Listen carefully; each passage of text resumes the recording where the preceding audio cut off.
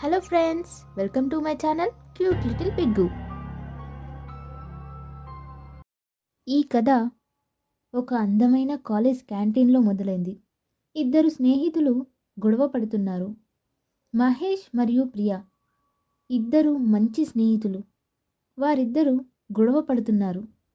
మహేష్ ప్రియతో ఇలా అంటున్నాడు.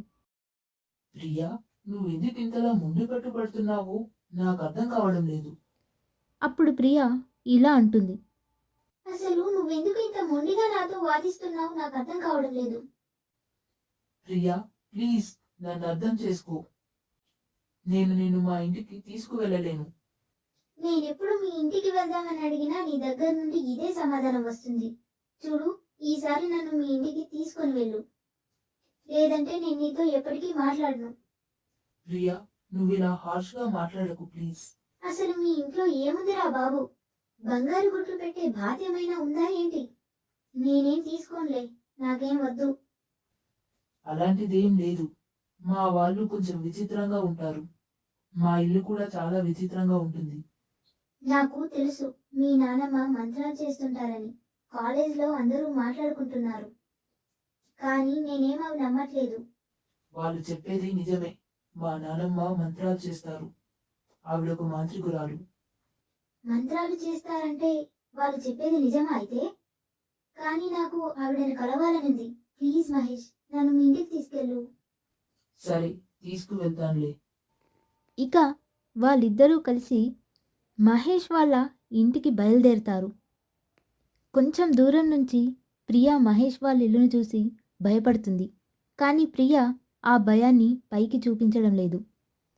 ఇక వాళ్ళిద్దరూ కలిసి లోపలికి వెళతారు. ఇంట్లోకి వెళ్ళగానే మహేష్ వాళ్ళ నానమ్మ ఇంకా నాన్న ఇంట్లో ఉంటారు.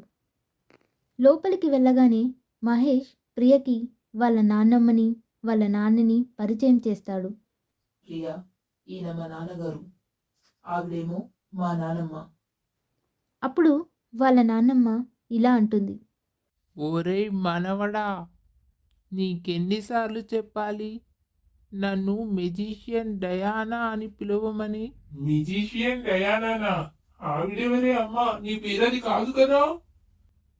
ఆమె నాకు మ్యాజిక్ నేర్పిన గురువురా. అందుకే నేను ఆమె పేరే పెట్టుకున్నాను. ఇక నన్నందరూ అలాగే పిలవండి.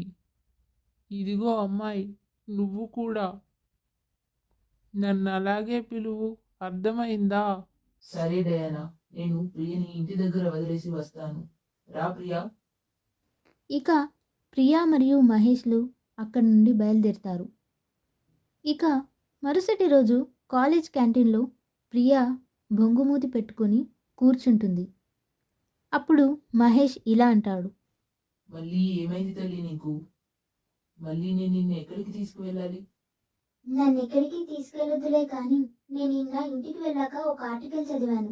అందులో ఏం రాసిందంటే, ఎలా అలగాలో రాసుందా, లేక మనుషులని ఎలా సాధించాలో రాసి పెట్టిందా? అలా ఏం రాయలేదు.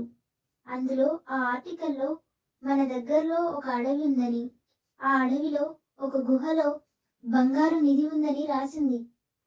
కానీ ఆ నిధికి ఓ రాక్షసుడు కాపలా ఉన్నాడని రాసింది. అందుకే మనం మీ నానమ్మ సహాయం తీసుకుందాం. ఆవిడని అక్కడికి తీసుకువెళ్దాం. మా నాన్నమ్మని తీసుకురావడం కుదరదు. ఆవిడకు వయసు అయిపోయింది. ఇంకా నీకేమన్నైతే మీ కుటుంబానికి ఎవరు సమాధానం చెప్పాలి? అయితే సరేలే, నేను ఇంకా ఈ రోజు నుండి నీతో ఫ్రెండ్షిప్ చేయను. అలాగే నేను నీతో ఇంకెప్పటికీ మాట్లాడను, సరేనా? ఇక చేసేదేమీ లేక పాపం మహేష్ వాళ్ళ నాన్నమ్మతో విషయం చెప్తాడు. ఆవిడ అందుకు ఒప్పుకుంటుంది. ఇక వాళ్ళు ఆ అడవిలో ప్రయాణం మొదలు పెడతారు. వాళ్ళు ఆ అడవిలో రాళ్ల మధ్యలో చాలా కష్టపడి నడుస్తూ వెళ్తూ ఉంటారు. వాళ్ళు గుహకి దగ్గరలో ఉన్నప్పుడు మహేష్ వాళ్ళ నాన్నమ్మ ఇలా అంటుంది. మీరిద్దరూ ముందుకు వెళ్ళండి, ముందుకు నడుచుకుంటూ వెళ్ళండి. ఆ రాక్షసుడు వచ్చినప్పుడు నేను వచ్చేస్తాను. ఇక ఎట్టకేలకి వాళ్ళు ఆ గుహ దగ్గరికి చేరుకుంటారు. ప్రియా మరియు మహేష్ వాళ్ళ నాన్నమ్మ చెప్పినట్టు ముందు నడుస్తారు. వాళ్ళలా నడుచుకుంటూ ముందుకు వెళ్తున్నప్పుడు వాళ్ళ వెనకాల రాక్షసుడు దూకుతాడు. ఆ చప్పుడుకు వాళ్ళు వెనక్కి తిరుగుతారు. వాళ్ళు భయంతో అరుస్తారు. అప్పుడే వాళ్ళ నానమ్మ ఆ రాక్షసుడిలా పెద్దగా మారి అతని ముందుకు నడుచుకుంటూ వస్తుంది. ఇక అప్పుడే ఆ మాంత్రికురాలు మరియు ఆ రాక్షసుడి మధ్యలో యుద్ధం మొదలవుతుంది. పోటాపోటీగా వాళ్ళిద్దరి మధ్యలో యుద్ధం జరుగుతుంది.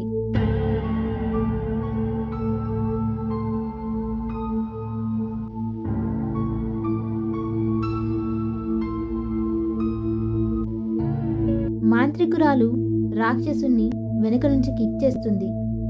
ఆ దెబ్బతో మా రాక్షసుడు పడతాడు. అప్పుడు అతని ఆయుధం ఆ మాంత్రికురాలు చేతిలోకి వెళ్ళిపోతుంది.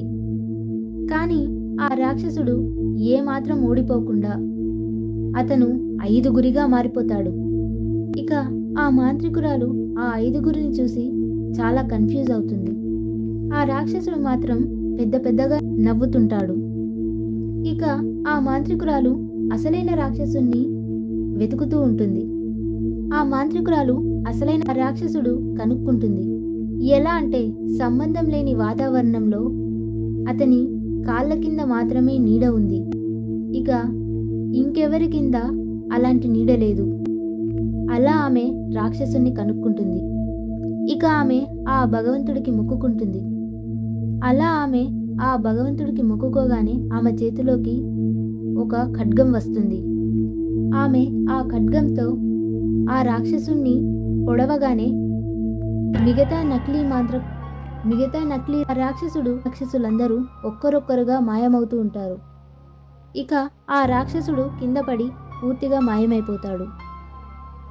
అప్పుడే ఆ వాతావరణం మళ్ళీ మామూలుగా మారుతుంది. ఇక ప్రియా, మహేష్ మరియు వాళ్ళ నానమ్మలు నిధి దగ్గరికి చేరుకుంటారు. వాళ్ళు నిధిని చూసి చాలా సంతోషిస్తారు. వీడియో మీకు నచ్చింది అనే అనుకుంటున్నాము. ఇంకా ఇలాంటి వీడియోస్ కోసం మన ఛానల్ సబ్స్క్రైబ్ చేసుకోండి. గంట సింబల్ పైన అయితే క్లిక్ చేసుకోండి. ఈ వీడియోకి లైక్ కొట్టి మీ ఫ్రెండ్స్కి అయితే షేర్ చేయండి. Bye bye.